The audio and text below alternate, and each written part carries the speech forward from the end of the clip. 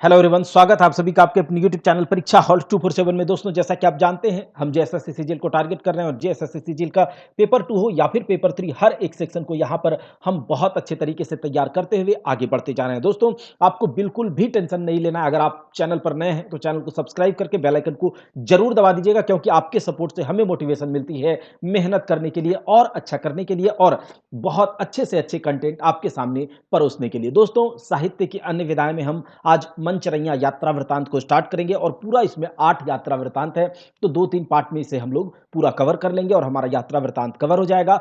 जल्दी ही हम लोग खोटा के साथ अन्य विषयों के भी सब्जेक्ट को अच्छे से कवर कर लेंगे। आप हमारे साथ बिल्कुल बने रहिए, निश्चिंत रहिए, हम आपको सब कुछ करवा करके देंगे। दोस्तों, यात्रा वृतांत में अभी तक हम लोगों ने क्या-क्या देखा है, चलिए उसके बारे में बात कर लेते हैं कि जो हम लोगों ने देखा था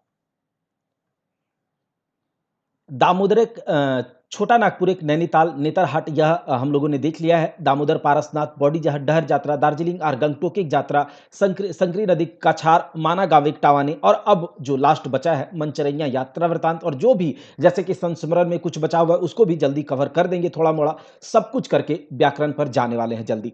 दोस्तों, आज हम मंचरैया यात्रा वृतांत को देखेंगे और आप जानते हैं मंचरैया यात्रा वृतांत जो है यह पंचम महतो जी के द्वारा लिखा गया है और इसमें कुल 8 यात्रा वृतांत है। कितने? 8 यात्रा वृतांत है और हम आठों के आठों यात्रा वृतांत को अच्छे से देखने वाले हैं। आपसे एक भी क्वेश्चंस नहीं छूटेगा, आप बिल्कुल निश्चिंत रहें। आज इस देखिए, इसमें जो यात्रा वृतांत है, काठमांडू यात्रा वृतांत, अंडमान यात्रा वृतांत, उज्जैन यात्रा वृतांत, धरती सरग, शांति कुंज, तिरुपति यात्रा वृतांत, गंगा सागर कर यात्रा वृतांत और कोणार्क यात्रा वृतांत। तो कुल 8 यात्रा वृतांत है इस मंचरैया यात्रा वृतांत में। यात्रा वृतांत का एक कलेक्शन है जो कि पंचम महतो जी के द्वारा लिखा गया है, तो हम पूरे को देखेंगे। आज हम देखेंगे काठमांडू यात्रा वृतांत। क्या देखने वाले हैं? काठमांडू यात्रा वृतांत।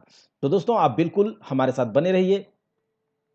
काठमांडू यात्रा वृतांत में जो दिया गया है, हम पहले ही इसके बारे में बात कर लिए कि यह पंचम महतो जी के द्वारा लिखा गया है और यह नेपाल यात्रा का वर्णन इसमें दिया गया है। किसमें? इसमें दिया गया है नेपाल यात्रा का वर्णन। लेखक और लेखक की टीम नेपाल जाते हैं और जो भी वहां पर यह फील करते हैं, अनुभव करते हैं और वहां जो भी देखते हैं उसके बारे में हम लोगों को बताया गया है। चलिए देखते हैं। तो नेपाल यात्रा का वर्णन इसमें किया गया है और उसके बाद हम बात करते हैं जो इसके बारे में सब कुछ देखने वाले हैं।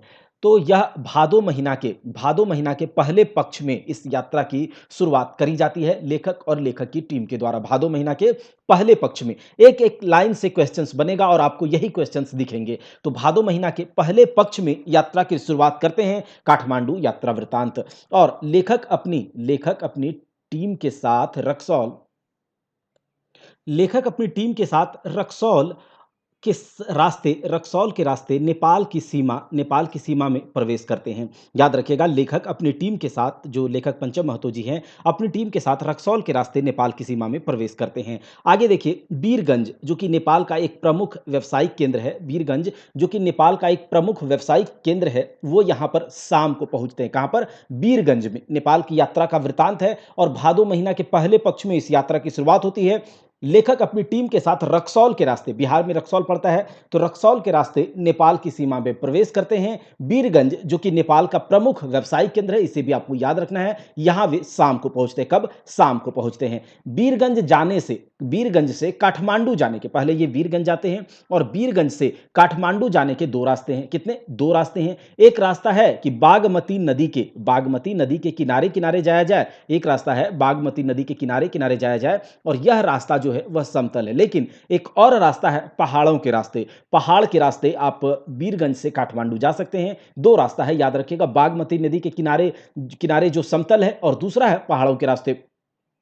तो लेखक और उनकी टीम जो है पहाड़ के रास्ते 8 बजे रात को काठमांडू पहुंचते हैं। इंपॉर्टेंट है, याद रखिएगा, पहाड़ के रास्ते लेखक की टीम 8 बजे रात को काठमांडू पहुंचते हैं। नेपाल की राजधानी काठमांडू कहां है? नेपाल की राजधानी काठमांडू स्थित प्रसिद्ध पशुपतिनाथ, यही आपको याद रखना है, पशुपतिनाथ मंदिर के निकट वो लोग जो हैं शिव शक्ति लॉज में डेरा लेते हैं। कहां डेरा लेते हैं? शिव शक्ति लॉज में डेरा लेते हैं। पूछा जाएगा क्योंकि हर एक लाइन से क्वेश्चन बनेगा। ध्यान से देखिए, नेपाल यात्रा का वृतांत है, नेपाल यात्रा का वर्णन है। भादो महीना के पहले पक्ष में यात्रा की शुरुआत होती है। अपनी टीम के साथ रक्सौल के रास्ते नेपाल की सीमा में प्रवेश करते हैं।